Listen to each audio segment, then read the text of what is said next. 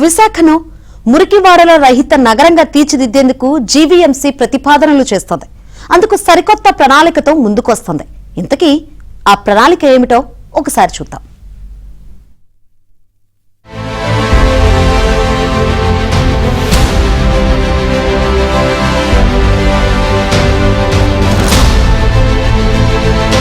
ప్రపంచంలోనే అత్యంత వేగంగా అభివృద్ధి చెందుతున్న నగరంగా విశాఖపట్నం పేరు పొందింది.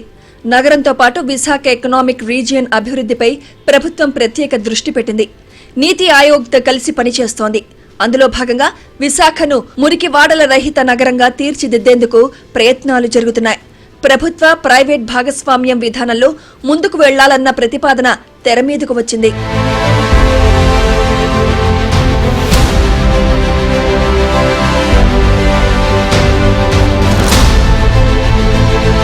విశాఖ నగర పరిధిలో 66 స్లమ్స్ గుర్తించారు. ఇందులో జీవీఎంసీతో పాటు ప్రైవేట్ వ్యక్తుల స్థలాలకు చెందినవి 50 వరకు ఉండగా కేంద్ర ప్రభుత్వం సంస్థలకు చెందినవి 16 వరకు ఉన్నాయి. అందులో కొన్నింటిపై వివాదాలు కొనసాగుతుండగా మరికొన్ని మురికివాడల భూములకు సంబంధించి వాటి యజమానులకు టీడీఆర్లు జారీ చేయడంతో న్యాయపరమైన అడ్డంకులు తొలగిపోయాయి. అయితే టీడీఆర్లు జారీ చేయడం వల్ల వివాదాలు తొలగిపోయినా మురికివాడల్లో ప్రస్తుతం ఉన్నవారు అక్కడి నుంచి ఖాళీ చేసే పరిస్థితి లేదు. తమకు ఇళ్లు కట్టించి ఇస్తేనే ఖాళీ చేయడానికి సమ్మతిస్తామంటున్నారు. అందుకోసం జీవీఎంసీ భారీగా ఖర్చు చేయాల్సి ఉంటుంది.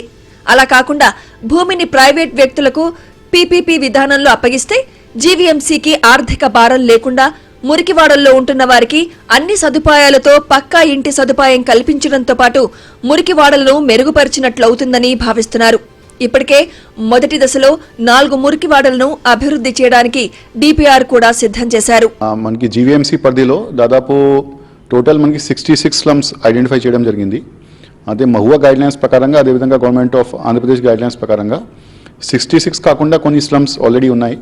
But they are no more slums. అంతే డెవలప్మెంట్ జరిగింది చాలా కాలం నుంచి, కాబట్టి దానికి డీనోటిఫికేషన్ కూడా చేస్తున్నాము. సో అది కాకుండా 66 slums are eligible for remodelling and development. So దాంట్లో యాజ్ పర్ మహువా గైడ్లైన్స్ అండ్ పిఎంఏవై గైడ్లైన్స్ ప్రకారంగా అఫోర్డబుల్ హౌసింగ్ ప్రోగ్రామ్ క్రితం we are going for the PPP mode of development. ఈ 66 స్లమ్స్లో ఏంటంటే ఇప్పుడు మొన్న విశాఖపట్నం ఎకనామిక్ రీజన్ మన ఆనరబుల్ చీఫ్ మినిస్టర్ గారి ద్వారా లాంచ్ చేయడం జరిగింది. సో వీఆర్ భాగంగా ఈ స్లమ్ డెవలప్మెంట్ కూడా ఒక మేజర్ సబ్జెక్ట్గా నీతి ఆయోగ్ ద్వారా కన్సల్ట్ చేసుకొని మేము రెడీ చేశాము. ఈ 66 స్లమ్స్లో దాదాపు 50 slums are either in the private building or in the GVMC site. Private site ఉన్నాయి, లేదంటే జీవీఎంసీ సైట్ ఉంది, అంతే స్టేట్ గవర్నమెంట్ స్థలం అనమాట. 16 స్లమ్స్ ఏవైతే ఉన్నాయో అది central government sites, for example railway department అట్లాంటివి ఉన్నాయి. సో రెండు కూడా మనకి సైట్స్ క్లియరెన్స్ చేస్తూ ఫస్ట్ ఆఫ్ ఆల్, అంతే ఎవరైనా ప్రైవేట్ ఓనర్ ఉంటే ప్రైవేట్ ఓనర్ నుంచి ట్రాన్స్ఫర్ చేస్తూ, జీవీఎంసీ సైట్ ఉంటేనే ప్రాబ్లం లేదు, అదేవిధంగా సెంట్రల్ గవర్నమెంట్ సైట్ ఉన్నప్పుడు కూడా వాళ్ళు ట్రాన్స్ఫర్ చేస్తూ వాళ్ళకి ఉన్న ఒక యూనిఫైడ్ ఎమ్యూనిటీస్ డెవలప్ చేయడానికి we are going for the multi floor plan. దొండపర్తిలో బహుళంతస్తుల భవనాలు, వేలంపేటలో జంట టవర్లను తొలి దశలో నిర్మించేందుకు సిద్ధమవుతున్నారు. 10 నుంచి 20 ఫ్లోర్ల వరకు నిర్మించాలని ఆలోచిస్తున్నారు. అందులో బిల్డర్ షేర్, కమర్షియల్ స్పేస్ ఇచ్చేస్తున్నారు. నిర్మాణాలు మొదలుపెట్టిన 18 నెలల్లో పూర్తి చేయాలని భావిస్తున్నారు. నిర్మాణ సమయంలో జీవీఎంసీ వైపు నుంచి వారికి అద్దె ఇళ్లు సమకూర్చడం లేదా అద్దెలు చెల్లించడం జరుగుతుంది. అందుకోసం 80 లక్షల నుంచి ₹1 కోటి వరకు వ్యయమవుతుంది. అయితే జీవీఎంసీ వైపు నుంచి కేవలం నీరు, విద్యుత్, పారిశుద్ధ్యం, మౌలిక వసతులు కల్పిస్తారు. In PPP mode of development from GVMC side కానీ ఆర్ స్టేట్ గవర్నమెంట్ సైడ్ నుంచి we are not going to go any upfront cost. So under PMAY guidelines there are 2.5 lakhs rupees which is available with government of India. అది PMAY క్రితం ప్రతి హౌస్కి వాళ్ళు ఇస్తారు. So అది తీసుకొని జీవీఎంసీ సైడ్ నుంచి మనకి బేసిక్ ఎమ్యూనిటీస్, దానిలో ఫర్ ఎగ్జాంపుల్ వాటర్ సప్లై కానీ, డ్రైనేజ్ కానీ, ఎలక్ట్రిసిటీ సప్లై కానీ అట్లాంటివి ఒక 2 to 3 crores మ్యాక్సిమం 5 crores అవుతుంది.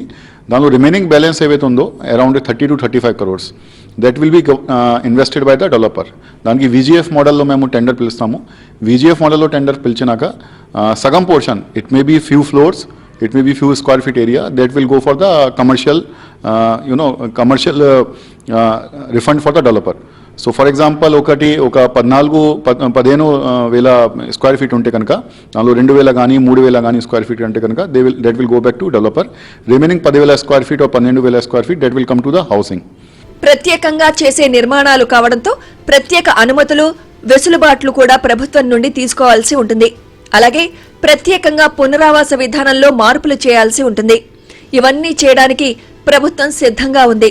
అలాగే అక్కడున్న పేదలు కూడా ప్రభుత్వం చేపట్టే ఈ కార్యక్రమానికి పూర్తి సహకారం అందించేందుకు సిద్ధంగా ఉన్నారని అధికారులు చెబుతున్నారు.